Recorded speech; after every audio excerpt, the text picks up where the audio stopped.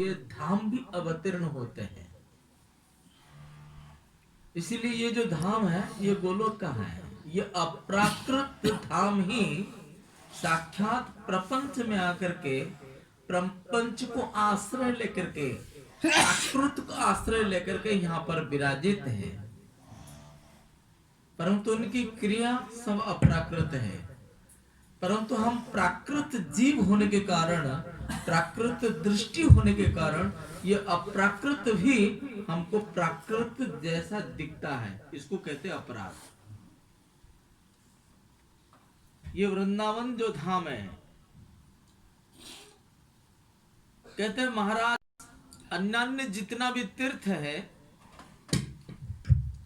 सभी तीर्थों में, सारे जो तीर्थ है उसी तीर्थों में मुक्ति प्रदान करने के लिए तीर्थ गरजती है, परंतु मुक्ति भी इसी धाम में हाथ जोड़ करके ये प्रार्थना करती है। इसीलिए कहीं मुझे ये ब्रजर मुक्ति कहे, गोविंद सो मेरी मुक्ति कराए, ब्रजरज उड़ मस्तक लगे और मुक्ति मुक्त हो जाए। तो मुक्तिर पार्थ हरिर भक्ति मथुरायंच विशिष्यते लभ्यते। तो मुक्ति भी महाराज हरिभक्ति की प्राप्ति करने के लिए वो मुक्ति को भी यही मथुरा आना पड़ता है, वृंदावन आना पड़ता है, और वृंदावन में ही ये हरिभक्ति मिल सकती है और कहीं भी हरिभक्ति नहीं मिल सकती है। ये साक्षात श्री पद्म पुराण ही प्रमाण है। भागवत महात्म्य में हम लोग सुने ना, जी धन्यं वृंदावनम, क्या है? धन्यं वृंदावनम हरि भक्ति नृत्य जत्र च, जहां पर हरि की भक्ति नाच रही है। इसीलिए तो भक्ति महारानी यहाँ आकर के प्रसन्नता हुई। जो ज्ञान वैराग्य भक्ति की कथा हम लोग श्रवण करते हैं, ये भक्ति आकर के जुवती हो गई है। ये वृंदावन से संजोगा पुनः स्तंग तरुणी नवा, ये तरुणी हो गई। इसीलिए पद्म पुराण में कहते ओहो मधुपुरी धन्या वैकुंठा चकरियसी, वैकुंठ से भी श्रेष्ठ स्थान है ये मथुरा है। और मथुरा के अंतर्गत ही श्री वृंदावन धाम है। तो मधुपुरी धन्य वैकुंठा च गरियसी, यहाँ पर दीनमेक निवासेन हरिभक्ति प्रजच्छति।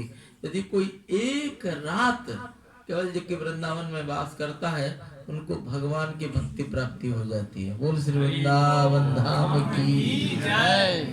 दीनमेक निवासेन, अब समझ लीजिए हम लोगों को कि कितनी रात हमारी निकल गई है इसी धाम में,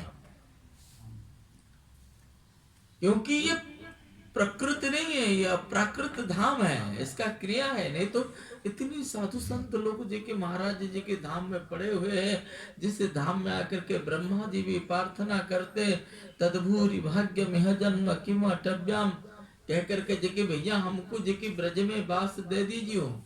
ब्रह्म मोहन लीला में नौमिढ़ आकर के जी की भगवान की बड़ी बड़ी लंबी लंबी स्तुति करने लगे। भगवान उनकी ओर देखे भी नहीं, टेढ़ी आंख से भी उनकी ओर नजर नहीं घुमाए, परंतु जब बंदे नंद ब्रज स्त्रीणाम कह करके ओहो भाग्यम पूर्ण ब्रह्म सनातनम कह करके ब्रजवासियों की गुणगान करने लगे, ब्रज की रसिकों की गुणगान करने लगे, और जब वृंदावन की महिमा को गाने लगे तो भगवान प्रसन्न हो गए। क्योंकि वृंदावन और कुछ नहीं है। स्वयं पद्म पुराण में भगवान कहते हैं कि मम देह स्वरूपकम पंचजोजन व्याप्तम वृंदावनम, ये 5 कोस से जो वृंदावन है ये मेरा शरीर है, ये धाम नहीं, उनका घर नहीं है, भगवान का शरीर ही वृंदावन धाम है। और श्री रूप गोस्वामी पाद जी तो कहते हैं कि भैया भक्ति का, प्रेम का 5 अंग मुख्य है ना? नहीं है? प्रहलाद महाराज जी ने 9 अंग की भक्ति के मुख्य बताए और उसको छांट करके रूप गोस्वामी जी ने 5 अंग बताए। क्या बताए? सबसे पहले श्रद्धा पूर्वक श्री विग्रह की सेवा करना, जो राधा गोविंद जी विराजित। दूसरे बताए धाम में रहना, श्रद्धा पूर्वक विग्रह की सेवा करना। दूसरा बताने लगे भागवत की कथाओं को श्रवण करना, कैसे न रसिकों की मुखारविंद से, और आप जिस भाव के भक्त हो और ऐसे ही भावुकों के मुखारविंद से भागवत की श्रवण करना, क्योंकि भागवत जो है ये निगम कल्पतरुर गलितम है। भागवत ये कल्प वृक्ष है। भागवत के अंदर शांत रस भी है, भागवत के अंदर दास्य रस भी है, भागवत जी के अंदर में जेके महाराज सख्य रस को भी है, सखाओं को भी पुष्टि कराती है भागवत जी, और वात्सल्य रस भी है। तो वात्सल्य भावमती माताओं को भी, भक्तों को भी ये भागवत पुष्टि करती है। और यहाँ तक कि तो मधुर रस की जो भक्त है उन लोगों को भी पुष्टि करती है ये भागवत कथा। परंतु सजातीय सहिष्णुद्ध साधु संग सतोबर, जहां पर चैतन्य महाप्रभु ने कहा है कि चारी भाव दिया, 4 भाव प्रदान करके समस्त जगत को प्रेम से प्रवाहित करा दिए। 4 भाव ही मुख्य है, ब्रज में रहना है, बिना संबंध जोड़ के ये ब्रज का रस को आस्वादन नहीं किया जा सकता है। क्योंकि भैया जी की संबंध नहीं हो तो फिर देखिए कभी भी हमारे हृदय में जो आसक्ति है, जो अटैचमेंट हमारी नहीं होगी। हम केवल ऐसे ही देखिए पड़े हुए हैं, जैसे कि शीशा के अंदर में शहद है तो कोई मक्खी देखिए महाराज घूम रहा है, परंतु एक जीवन नहीं करोड़ों जीवन तक देखिए महाराज उसी शहद को आस्वादन नहीं कर पाएगा वो मक्खी, क्योंकि शहद शीशा के अंदर भरा हुआ है। इसीलिए धाम में आप रह रहे हो, कोई साधारण जगत में नहीं, ये अप्राकृत धाम में हम रह रहे, जहाँ पर एक रात रहने से हमको हरिभक्ति प्राप्ति होती है। और जिस धाम को प्राप्त करने के लिए महाराज सभी संतों ने, सभी ग्रंथों ने और सभी आचार्यों की परम परम उपासना बन करके रही है। कहने लगे यहाँ पर कुछ करो या मत करो, केवल पड़े रहो।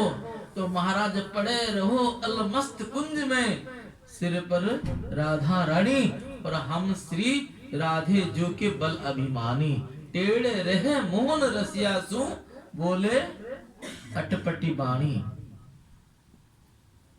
ये महाराज ये धाम है जहां पर ठाकुर जी भी हाथ जोड़ के प्रार्थना करते कि जत किंकरी सुबहु सखड़ु काकुबाणी नित्यं परस्य पुरुषस्य सिकंद मूले तस्या कदा रसनिधि वृषभानुजाया स्थित केली कुंज भुवनांगन मार्जनी श्याम।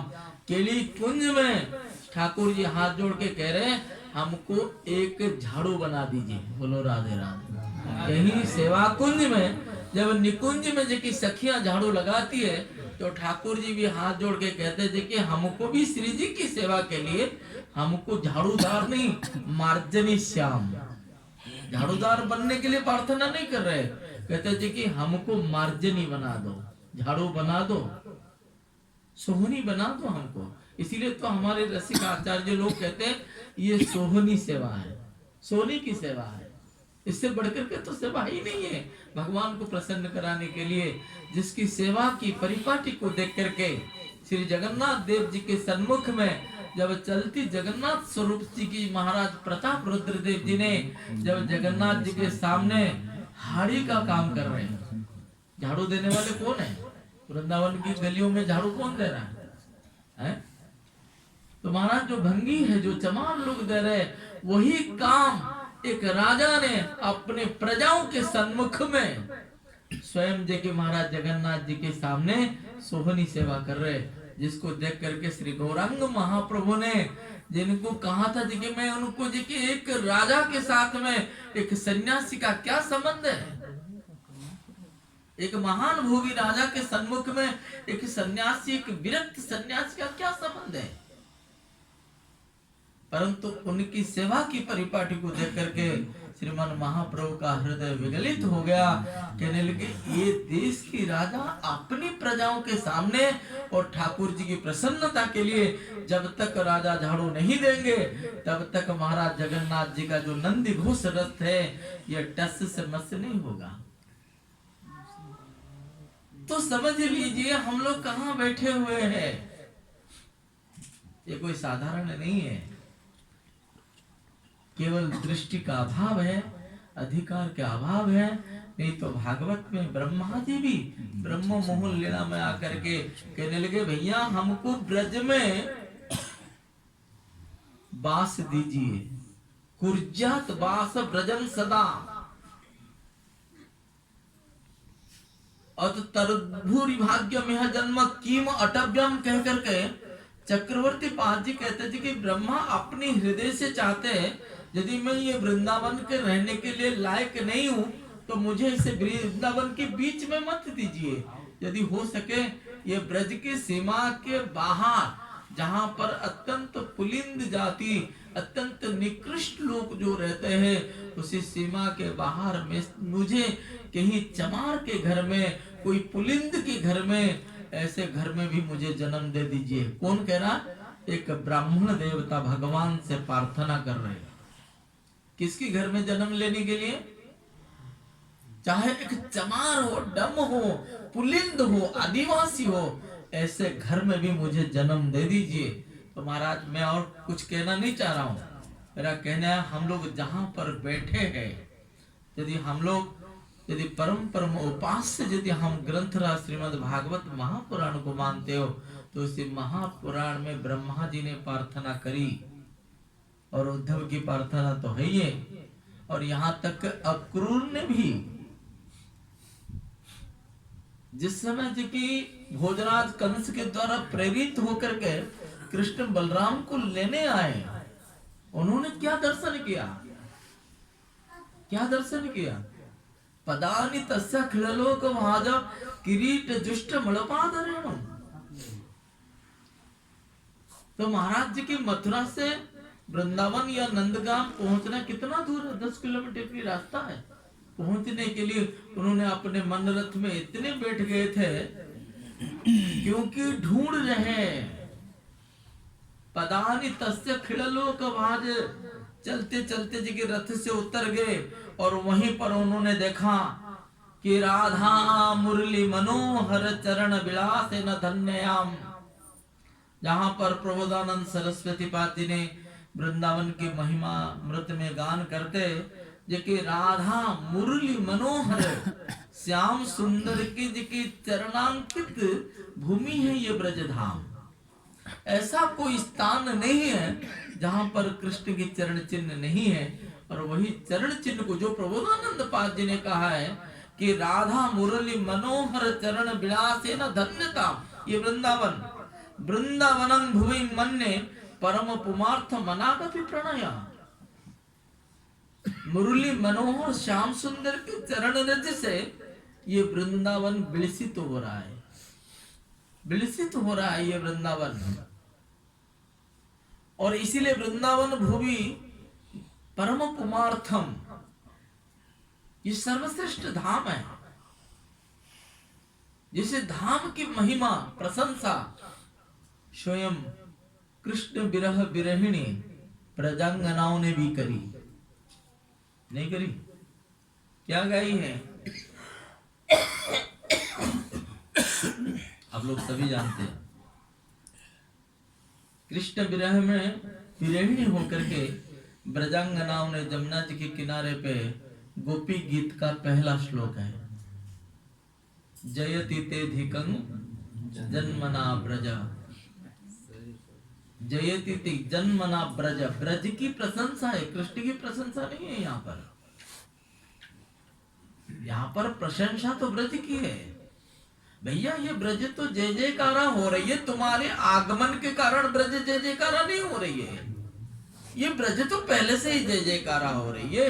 यदि पहले से जय जयकारा नहीं होती ब्रज की तो फिर आज नारद जी ने अपनी परम प्रिय चेला ध्रुव जी को भगवान को प्राप्त शीघ्राति शीघ्र करने के लिए उन्होंने कहा भेजा है? तत्तात गच्छ मधुवनं तत्ताथ गच्छ भद्रन्ते जमुनाया तटशुचि पुण्यं मधुवनं जत्र नित्य सन्निहितो हरिहि। एक शब्द है, नारद जी ने कहा नित्य सन्निहितो हरि।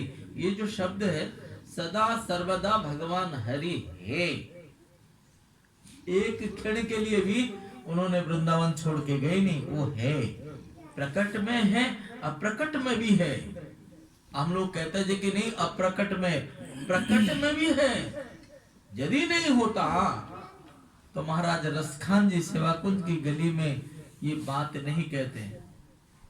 जो ब्रह्म में ढूंढ पुराणन गानन वेद रुचे सुनी चौगिन चायन देख सुन कबहू न किंतु वह स्वरूप कैसो सुभायन टेरत हेरत हार परयो लोग बताय ना लोग लुगायन और देख दूर वह कुंज कुटीर में बैठो पलोटत राधिका पायन। जहां पर सेवा कुंज की लीला पे स्वयं जी की अपने आंखों देखा हाल बताया। तो इतने जी के आचार्यों का और श्री प्रबोधानंद पाद जी भी कहते हैं कि राधा पदांकित भूमि है ये वृंदावन धाम। इसलिए ग्रंथराज श्रीमद् भागवत रसिकों के साथ में आस्वादन करना। और तीसरा बताने लगे कि भैया ये तीसरा क्या है ना, हरिनाम संकीर्तन करना और ब्रज में वास करना। ब्रज में वास करने के लिए भी कहा है, क्योंकि जब तक ब्रजवास नहीं करेंगे आपका शरणागति धर्म साफल्य नहीं हो सकता है। ये बहुत बड़ी बात कही है। जीव गोस्वामी पाद जी ने भक्ति संदर्भ में कहने लगे कोई साधक भक्ति का प्रवेश द्वार है शरणागति। भक्ति का भक्ति मार्ग में प्रवेश करने के लिए बिना शरणागति से, बिना समर्पण भाव से आप भक्ति मार्ग में प्रवेश नहीं कर सकते। इसीलिए प्रहलाद जी ने जो कहा है इति पुंसार पितो विष्णु, कहां पर कहा? नवदा भक्ति पहले कह दिए, वो इंपॉर्टेंट नहीं है। हम लोग तो कहते हैं, प्रहलाद जी ने कह दिया कि श्रवणम कीर्तनम विष्णु स्वरणम पाद सेवनम अर्चनम वंदनम दास्य सख्यमात्मा निवेदनम। इसी से एंडिंग नहीं हुआ, सेंटेंस अभी खत्म नहीं हुआ है। हम तो इतना उसको ही याद कर रखे, उससे सेंटेंस खत्म नहीं हुआ। कह करके इति, ये जो सब जो मैंने बताया इसको अभी इति को कोई याद नहीं रखते। इति पुंसार पितो विष्णु, ये सारे जो मैंने अंग बताया ये अंग को आप भगवान के चरण में समर्पण करो। उसको तो भूल गए। ये समर्पण का मतलब है देखिए शरणागत है।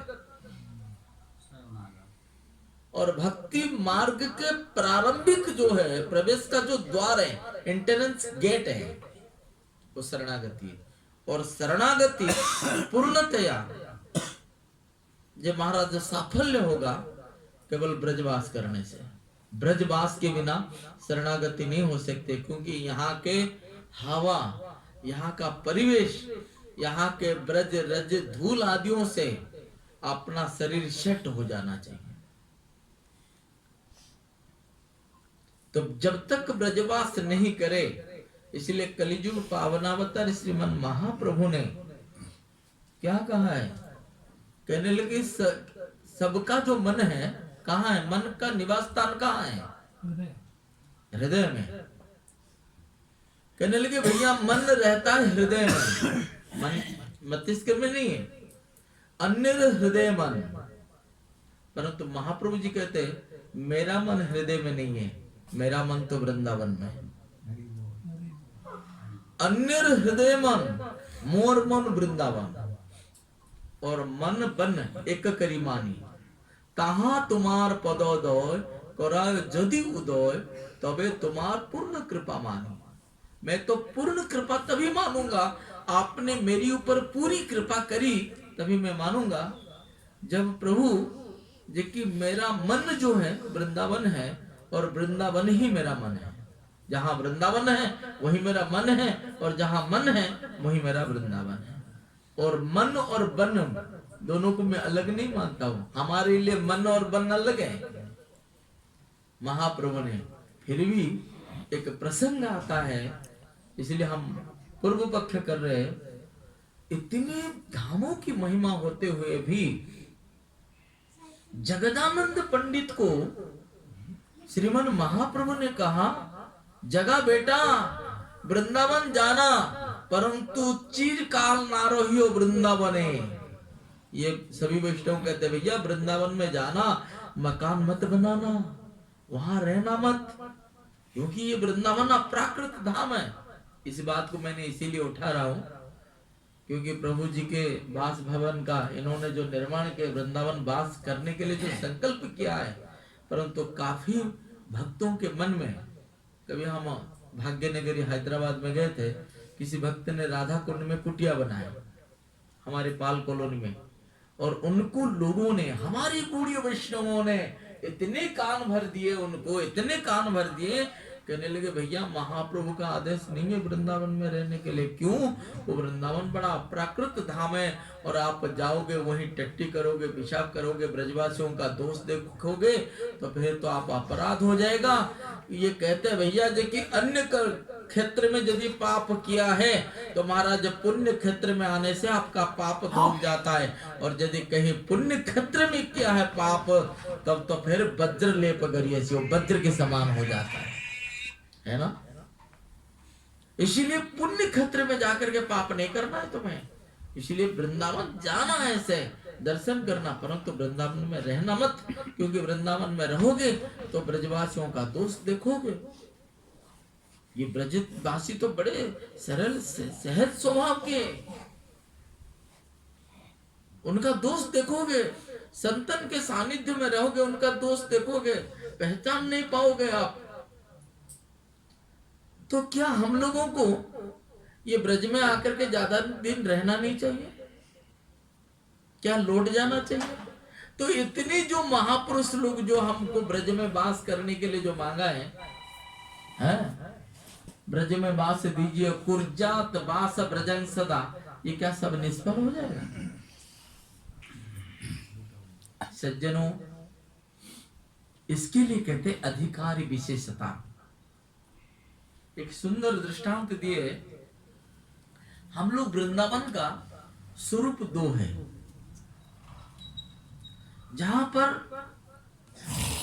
एक प्राकृत वृंदावन है, हमने बताया था आपको, ये अप्राकृत वृंदावन ही, ये जब भगवान की लीला के लिए जब प्राकृत जगत में आते हैं तो प्रपंच की वस्तु को स्वीकार करते हैं। जैसे भागवत में वर्णन आया है कि अनुग्रहाय भूतानां मानुषिं देहमाश्रित भजते तादृशी क्रीड़ा जाश्रुत्वा तत्परा भवेत्। भगवान भी जब लीला करने आते हैं तो महाराज नर बपु धारण करके, प्राकृत शरीर धारण करके, और जगत में आते प्राकृत जीवों के ऊपर कृपा करने के लिए, अनुग्रहाय भूतानां, और प्राकृत रूप लेकर के साधारण सा जीव बन करके आते हैं, और कभी कभी साधारण जीव की तरह लीला भी करते हैं। नहीं करते? नहीं तो फिर जी सूरदास जी ने कहा जी मैया मोए खिलौना चाहिए, चंदा मामा चाहिए। मैया जसोदा जी ने कहा दीजिए कि लाला भोजन कर ले जी कि चंदा मामा दूंगा, चंदा मामा दूंगी, चंदा मामा दूंगी। अभी बाल हट है और अड़ गए, मैया मोए चंदा मामा चाहिए। अभी मैया ने कहां से चंदा मामा लाएगी, और परात में जी जल भर करके और प्रतिबिंबों को दिखा दिया, देख लाला ये चंदा मामा, हाँ मैया यही चंदा मामा। कभी ब्रह्मा ने मोहित करके गाय बछड़ों को और ब्रजबालकों को ले गए, तो उसी समय जी के एक क्षण के लिए भगवान खुद मोहित हो गए, कहने लगे ये लीला कौन करने लगे। इसीलिए भक्ति रसामृत सिंधु में रूप गोस्वामी जी ने कहने लगे भगवान सर्व समर्थ है, अघटन घटन पट्यस्य, सर्वेश्वर सर्वेश्वर परात्पर परम ब्रह्म भगवान है, सर्वज्ञ है, जिसको श्रीमद् भागवत महापुराण में जन्मादस्य जतुन्वयादि तरता चार्थे स्वभिज्ञ सराट कहा है। ये स्वभिज्ञ है, ये स्वराट है। ये स्वराट का मतलब स्वयं राजते इति स्वराट, अनन्य अपेक्षा रहित इति स्वयं। ये किसी की अपेक्षा नहीं रखते। ब्रज में इतने बड़े बड़े राक्षसों को मारने के लिए भगवान किसी की अपेक्षा रखी है? कैसे जगह उन्होंने ये चमत्कारी प्रभु ने अपने चमत्कार को दिखाया, किसी ने समझ में नहीं आया। ब्रज की रसिकाचार्य लोग कहते हैं भैया जी की इतनी लंबी धड़ंगी 18 किलोमीटर को पूतना को जी भगवान ने 6 दिन में कैसे बंद कर दिया। कहने लगे महाराज ये भगवान बाल बच्चे लीला करने पर भी, परंतु ये कोई तो कहते ये भगवान है इसीलिए मार दिए, परंतु हमारे ब्रजवासी लोग कहते हैं हम तो भगवान में इसको मानते ही नहीं है। तो रसिकों की व्याख्या है कि पी पी पय पूतना पूत बस पूत करी, सोई सोई सकट तर सकट को सुबाय है, झूल झूल गरबीच तृणावर्त ढार्यो भीच, और फूल फूल और अघासुर से नसायो है। इसी ता खटाई सो ब्रजरस बचाई, और प्रेम करी गोकुल को न्यारो दिखरायो है। ये गोकुल जो ब्रज है प्रेम की भूमि है, और भगवान ने अपनी प्रेमता की कसर को कहीं पर भी उन्होंने न्यून नहीं किया, अपने ऐश्वर्य को नहीं लिया ब्रज में कहीं भी। इसलिए ऐश्वर्य पर का आप व्याख्या नहीं कर सकते हो ब्रज की लीला को जब व्याख्या करते हो। इसलिए ब्रजवासी ने कहा कि लाला ने अपने जगह महाराज ओंठन पे 6 दिन का बालक के ऊंट तो खुलता ही नहीं है, मैया तो बलाती जगह महाराज स्तन पिलाती है, ऊंट खुलता नहीं है, फिर भी कहते हैं उनके ओंठन पे जगह इतनी तलवार के दिव्यास्त्र फिट था, मानो जी कि अपने ओंठों से ही ऐसी जगह लंबी धड़ंगी 18 किलोमीटर की जो पुतना थी, समझ लीजिए उनका बक्ष स्थल कितना बड़ा होगा।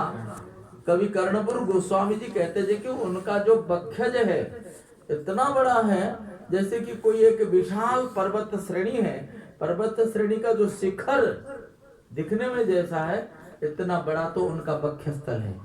और ठाकुर जी जाने कैसे देखे अपने ओंठल लगा करके उनके प्राणी रोष समन्वित पीवत, प्राण को पीने लग गए। और तृणावर्त के जगह महाराज कंधा पर बैठ करके ऐसे झूलते झूलते उसको राम नाम सत्य करा दिए। अघासुर के मोड़े में घुस करके अपने शरीर को ऐसे फुलाए, महाराज अघासुर अपने आप खत्म हो गए। ये प्रेम की व्याख्या है।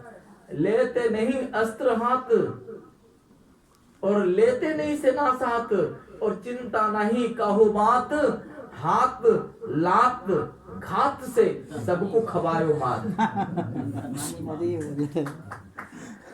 ये महाराज चमत्कारी जो कि ब्रज के ठाकुर है। यहाँ पर ब्रजवासी अपने जो कि महाराज कहीं अस्त्र शस्त्र की व्याख्या नहीं करते हैं, यहाँ पर ये तो चमत्कारी है। इतनी कह दिया आचार्यों ने, ये चमत्कारी ठाकुर है। ये कैसे मारे क्या नहीं मारे उसके ऊपर बुद्धि मत लगाओ, क्योंकि ये चमत्कारी है, इनके चमत्कार है। इसी प्रकार ये ब्रज धाम भी, ये ब्रज मोहिनी भी जो है ये चमत्कारी है महाराज। ये प्रेम का स्थूल अवस्था है ये ब्रज रज। जिस रज की प्रार्थना करने के लिए, जिस रज को पाने के लिए, ये रज साधारण रज नहीं है। ये प्रेम का 3 स्वरूप है। प्रेम का काठिन्य अवस्था श्री गिरिराज जी महाराज है। इसलिए रघुनाथ दास गोस्वामी कहते हैं भैया कोई साधन भजन करे या कुछ मत करे, गिरिराज जी की तलाटी में रहो तो कृष्ण का दर्शन हो जाएगा, क्योंकि ये गिरिराज जी आपको कृष्ण दर्शन कराएंगे। कहते हैं प्रख्याद्री सान्य परतान्य, मन शिक्षा में मदीसानाथ ब्रज विपिन चंद्र ब्रज वनेश्वरी तन्नाथ कह करके कहने लगे भैया राधा कुंड का यदि कोई आश्रय लेता है तो राधा रानी का प्रेम प्राप्त होता है और गिरिराज जी का आश्रय लेने वाले को कृष्ण दर्शन होता है। इसलिए सनातन गोस्वामी पाद जी को कृष्ण का दर्शन हुआ। अद्रि प्रेक्ष्य अद्रि सान्वा, अद्रि का आश्रय लेने से गोविंद का दर्शन हो जाता है। और प्रेम का तारल्य अवस्था जो है श्री जमुने पाट रानी है, जिसको कहते हैं कि मथुरा मंडल की शोभा को बढ़ाने वाली है। माथुरेण मंडलेन चारुणाभिमंडिता और प्रेमाब्द वैष्णवाब्द वर्धनाय पंडिता। ऐसे परम प्रेमी वैष्णवों को अत्यंत आनंद उल्लास कराने वाले श्री जमुने जी महारानी है। और मथुरा मंडल को, ब्रजमंडल को यदि कोई सुशोभित कराए तो ये जमुना जी। माथुरेण मंडलेन चारुणाभिमंडिता प्रेमानब्द वैष्णवाब्द वर्धनाय पंडिता। उर्मिदूर विलास, जिन्होंने अपने तरंग के द्वारा श्री राधा मुकुंद की सेवा करने वाले ऐसी परम पवित्रा श्री जमुना जी महाराज जी की हम वंदना कर रहे हैं। ये प्रेम की तरल और प्रेम की जो स्थूल अवस्था है ये ब्रज वृंदावन है, जिस रज को कहते हैं, जिस रज को हम लोग सिर पे धारण करते हैं और जिस